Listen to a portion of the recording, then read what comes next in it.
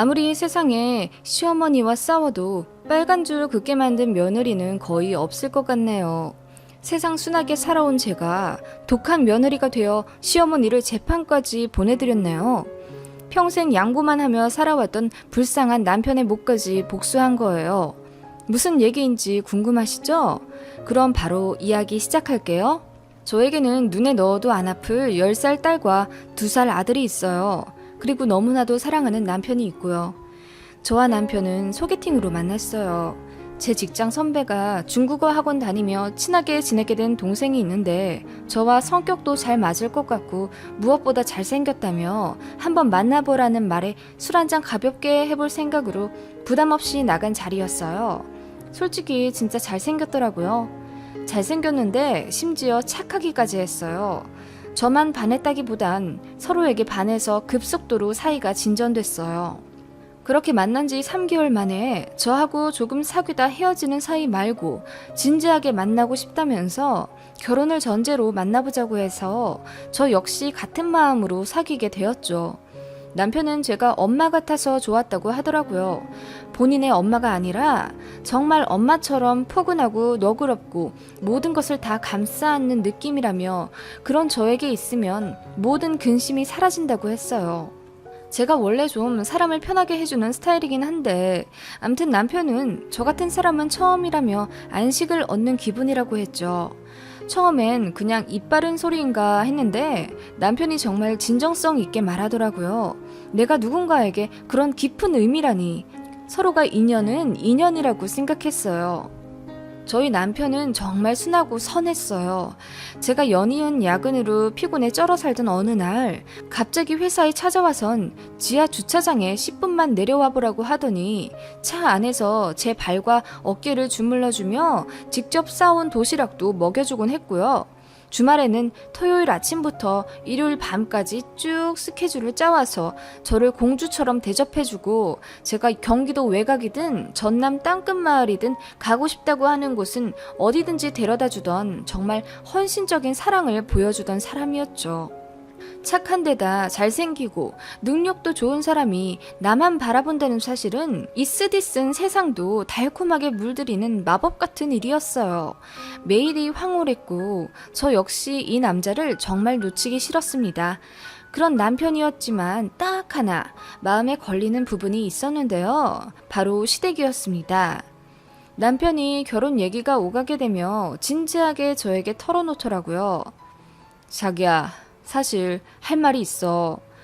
우리 엄마 자기가 이해하기엔 좀 힘든 분이실 수 있어. 아니, 힘든 분 맞아. 그게 무슨 말이야? 좀 와일드하신 편? 어디서부터 말해야 될지 모르겠다 하더니 닭똥 같은 눈물을 뚝뚝 흘리는 게 아니겠어요? 그러다가 꺽꺽 아이처럼 울기 시작했고 아무리 달래도 진정을 못하더라고요. 그렇게 한참을 울다 시작한 기막힌 사연. 남편에겐 2살 차이 나는 형이 있어요.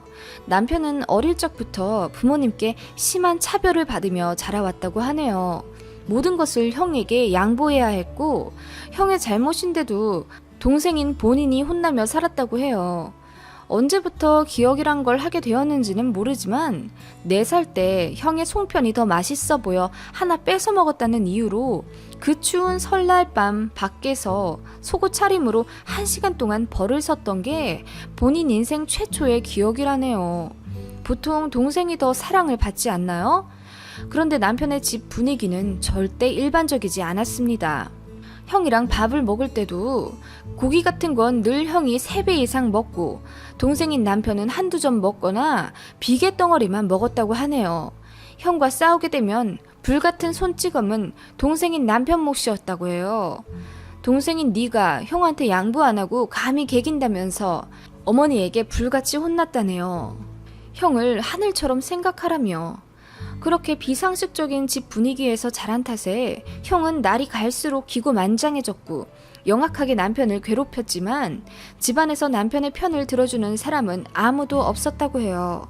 남편을 향해 웃어주는 이도, 포근하게 안아주는 사람도, 1등이 적힌 성적표를 들고 와도 칭찬해주는 사람은 아무도 없었답니다. 사실 남편은 계획이 없었던 자식이래요. 그걸 남편이 12살 되던 해에 시어머니가 직접 얼굴에 대고 말하셨답니다. 그 얘기를 들은 12살짜리 어린 남편은 얼마나 상처를 받았겠어요. 한편으로는 그동안 지독하게 차별받았던 지난날이 한순간에 이해가 가더래요. 상상이 가시나요? 그 어린 12살이 소화하기엔 너무 잔인했던 말인데 말이죠. 지금에야 판단이 되지만 완전 학대잖아요. 어린 날에 남편이 너무너무 불쌍하더라고요. 그런 차별은 중고등학교 돼서도 이어졌다고 해요. 남편의 형은 늘 비싼 학원, 비싼 옷, 가방 등 유행에 절대 뒤처지지 않을 신상으로만 잔뜩 꾸며주고 남편은 형이 쓰다 질려서 던져버린 것들이나 입고 신게 했다고 하네요. 그리고 학원이나 가회요? 말 한번 해봤다가 호되게 혼나고 크게 상처받았다고 하네요. 남편이 수학 쪽이 약한 것 같아 몇 날 며칠을 고민하다가 시어머니에게 조심스럽게 말을 꺼냈다고 해요. 그동안 워낙 차별받으며 지낸 세월이니 기죽으며 살았던 게 당연하잖아요. 조심스럽게 수학학원에 가고 싶다 이야기를 꺼내니 시어머니가 불같이 화를 내며 너한테 쓸 돈 같은 거 없다! 네가 뭐라도 하나 욕심내면 꼭 네 형 걸 뺏어가는 것 같아! 하며 소리를 질렀다고 해요. 말도 안 되는 이야기죠? 정말이랍니다. 형에게 들어갈 지원을 동생인 남편과 나눠 갖게 되는 걸 죽도록 싫어하신 시어머니셨다고 하네요. 남편이 미운 짓을 해서 미워하시는 게 아니라 그냥 존재한다는 이유로 미워하셨던 거죠. 그런 시어머니를 시아버지는 전혀 막지 않았다고 하네요. 말 그대로 방관했던 거죠. 아니, 가정에 전혀 관심이 없던 사람이라고 합니다.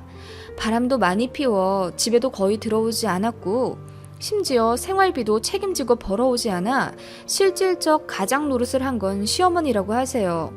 그래서 참다 못해 이혼하려고 했었는데 어쩌다 보니 남편을 임신하게 되어 이혼을 못하시게 된 거죠. 그런데 낳고 보니 남편이 그 가증스러운 시아버지랑 똑같이 생겼답니다. 크면 클수록 더 시아버지랑 닮아가니 그렇게 죽일 듯 미우셨던 걸까요? 아무튼 남편은 그런 학창시절을 보냈고 시어머니에게 인정받아 보려 죽도록 공부해서 성적만은 늘 최상위권을 유지했다고 해요. 학교에서 친구들과 선생님에게 예쁨도 많이 받았지만 가슴은 뻥 뚫린 듯 허하기만 했대요. 담배를 피워볼까, 술을 입에 대볼까, 좀 논다는 친구들과 오토바이를 타면 스트레스가 좀 풀릴까 싶은 유혹도 많았지만 혹시라도 자신의 비행 때문에 어머니로부터 영영 버림받을까봐 간당간당한 외줄타기를 하고 있는 느낌 속에 살았던 남편은 그렇게 답답함을 꾹꾹 눌러 살았다고 하네요. 그렇게 홀로 힘으로 명문대에 합격했지만 시어머니는 등록금을 주지 않으셨대요. 형이 재수를 하고 있다는 이유 때문에요. 형도 대학에 못 가고 있는데 너 혼자 잘 되면 형 앞길 막는 거라며 절대 돈 안 줄 거라고 하셨다네요.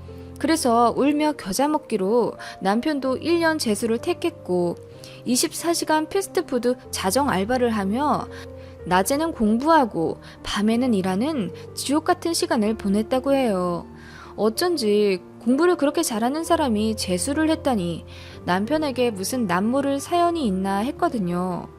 그렇게 스스로 돈을 벌어 재수 성공해 명문대에 다시 입학했는데 또 모든 대학에 떨어져 삼수. 아주버님은 결국 대학 포기하고 어느 작은 중소기업 생산직으로 일찌감치 취업해 들어갔다네요. 시어머니는 혼자만 대학에 잘 간 남편이 꼴도 보기 싫다며 매일같이 화풀이 하다가 짐 싸서 나가라고 했고 그렇게 남편의 이른 독립이 시작되었다고 해요. 남편이 마음의 준비 없이 혼자 살게 되자 우울증이 발현했고 그렇게 찾은 신경정신과에서 상담으로 남편의 심리 깊숙한 곳에 있는 시어머니와의 갈등을 수면 위로 꺼내게 된 거죠. 남편은 대학에 다니며 수많은 상담 치료 끝에 심리적 정서적 안정을 많이 되찾았다고 해요. 그 전에는 웃어도 웃는 게 아니었다고 하던데 어느 순간부터는 작은 것에 비로소 행복을 느꼈다고 해요. 모든 게 본인 때문이라며 자책하는 날도 많았고 시어머니와의 관계에 본인이 태어나지 말았어야 했는데 태어난 게 잘못이라고 은연중 생각하고 있었기에 자존감도 바닥이었답니다. 그런 상처들을 열심히 스스로 치유해 나갔던 거죠. 장하게도. 이야기가 끝나자 저도 그만 펑펑 울며 남편을 끌어안았어요. 그런 남편을 평생 지켜주어야겠다고 생각했습니다. 그렇게 시작한 결혼 준비. 예상대로 시어머니는 정말 독하디 독하신 분이셨어요. 남편이 결혼하고 싶다고 얘기하자 그래, 네 맘대로 하고 돈 달라는 말만 말아라. 네 형이 자리를 못 잡아서 너 줄 돈은 한 푼도 없다. 이러셨다네요. 뭐 그렇게 반쪽이 비어 허전한 듯한 결혼 준비가 시작되었고 어른의 결정이 필요한 부분은 모두 저희 친정에서 도와주셨어요. 저희 친정 부모님은 원체 성격이 너그러우신 분들이고 웃음도 많으세요. 공감 능력도 좋으신 분이라 위로도 잘 해주셨고요. 제가 남편의 성장 과정을 대략 이야기해주자 너무나도 대견하게 상처를 잘 극복했다며 남편을 토닥여 주셨고 그런 남편이 흐느끼며 저희 친정 부모님께 평생 잘하겠다고 약속하더라고요. 결혼식장에서도 남편은 시댁 쪽보단 저희 친정 부모님께 더 눈을 두고 연신 미소 짓더라고요. 시부모님들 표정은 뭐 그냥 무표정으로 일관하셔서 제가 다 무안했었죠. 외람된 말이지만 신혼집 구할 때도 저희 부모님만 금전적으로 도움 주셨고 시댁에서는 한 푼도 주시지 않으셨어요. 그렇게 저희 결혼 생활이 시작되었어요. 다행인지 불행인지 시댁과 연락도 왕래도 거의 없게 되었습니다. 남편도 먼저 연락하기 싫다고 저보고도 연락하지 말라고 했고 시댁에서도 마찬가지셨어요. 명절에 올 필요 없다고 그냥 알아서 잘 살으라 하셨죠. 허전함도 잠시. 완벽한 가정을 이룬 남편은 매일을 황홀하게 행복해했고 저희 친정 부모님과의 관계에 최선을 다하며 저와 가정을 잘 이뤄갔어요. 그렇게 결혼 12년을 보내며 예쁜 첫째 딸과 막둥이 아들을 낳았어요. 사실 너무나 간절히 둘째를 원했는데 잘 안 생기더라고요. 포기하던 차에 기적적으로 둘째가 생겨 저희 가족 모두 뛸 듯이 기뻐했어요. 그런데 제가 임신하면서 임신성 당뇨에 걸려 엄청 고생했고 아이 낳으면서도 죽을 고비를 몇 번이나 넘겼습니다. 제가 출산 중 피를 너무 많이 흘려서 피 구한다고 난리가 났었다고 해요. 그렇게 어렵게 품에 안은 둘째 아들인데 세상에 나오자마자 약한 몸으로 니큐에 들어가 한 달을 고생을 하다 겨우 퇴원했어요. 정말 힘들게 낳은 저희 둘째 아들이라 병원에서 눈물도 참 많이 쏟았죠. 그런데 그런 귀한 저희 아들을 시어머니가 시아주버님에게 드리라고 하셨네요. 이게 웬 말 같지도 않은 소리인가 싶으시죠? 네, 저희 둘째가 인큐베이터에서 나와 병원과 조리원에 3주 있다가 집에 온 날 시어머니로부터 전화가 왔어요.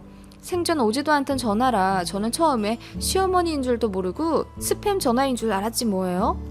암튼 시어머니가 인사도 생략하시고 다짜고짜 이러시더라고요. 둘째 낳았다지? 아들이라고? 네, 어머님. 잘 지내셨어요? 아니, 잘 못 지냈다. 만나서 이야기 좀 했으면 하는데 내일 너희 집에 좀 가도 되겠냐? 하시더라고요. 아직 몸도 성치 않고 인큐에서 나온 지 얼마 안 된 아이라 솔직히 많이 조심스러웠죠.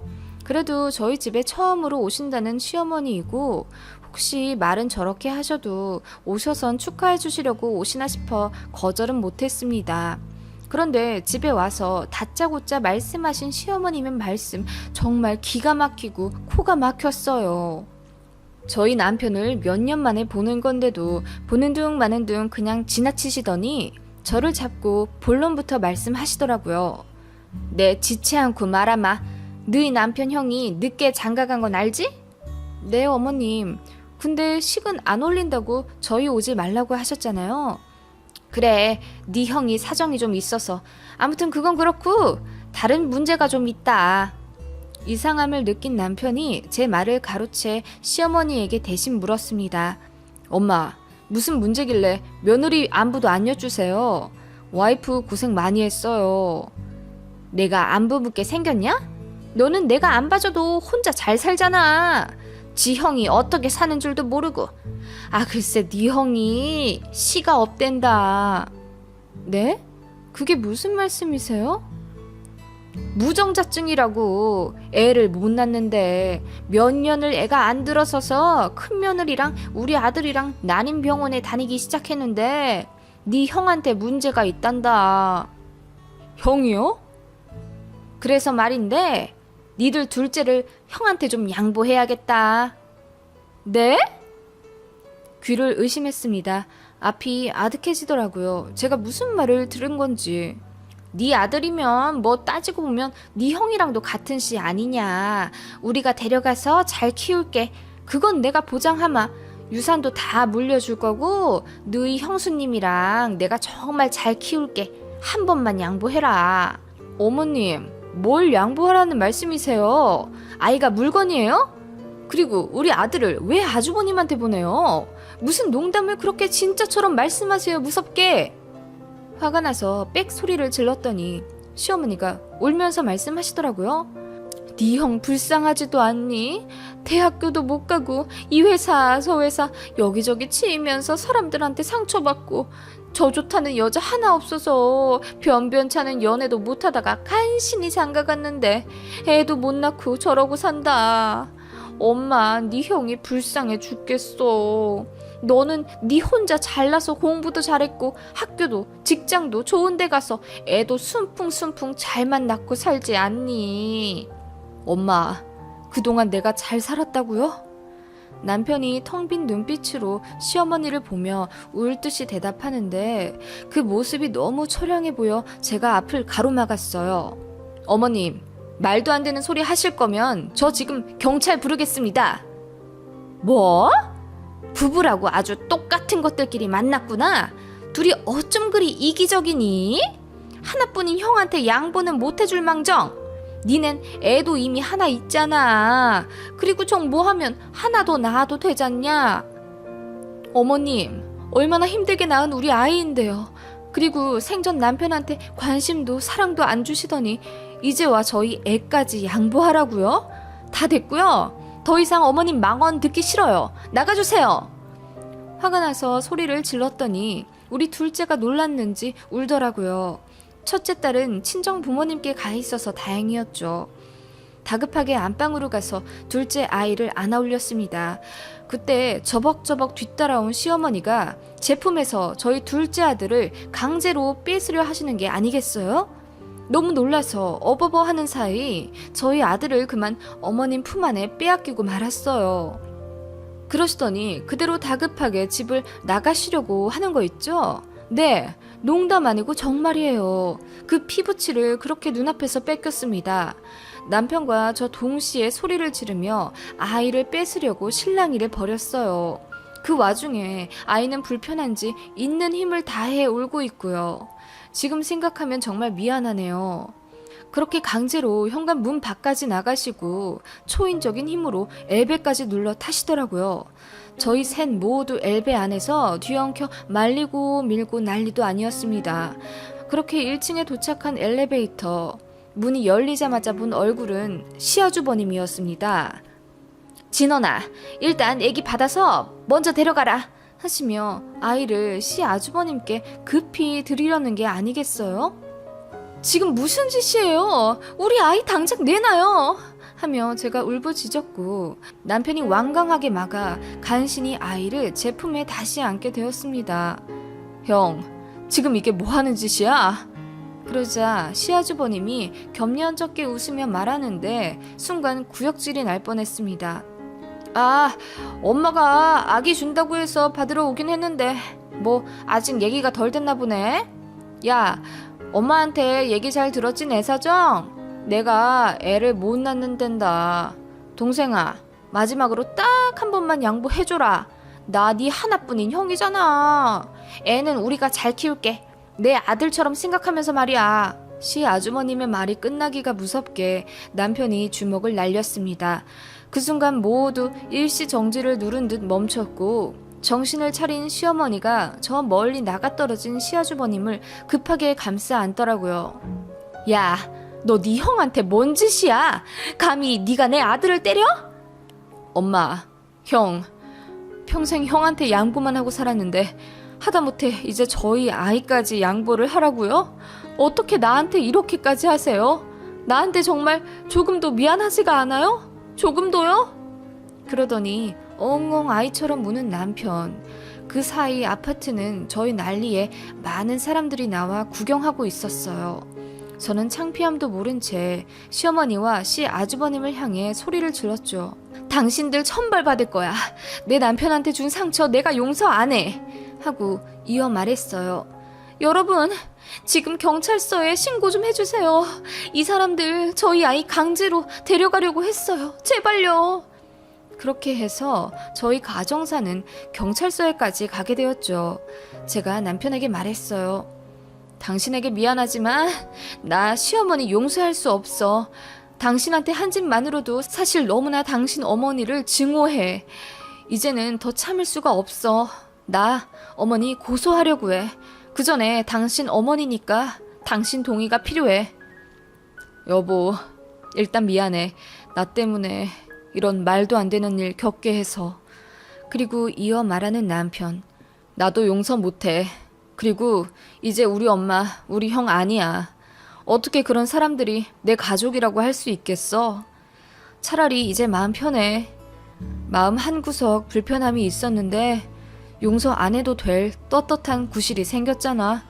이제 정말 마음 놓고 미워하려고 우리 엄마. 하며 힘없이 웃는 남편을 그저 안아줄 수밖에 없었죠.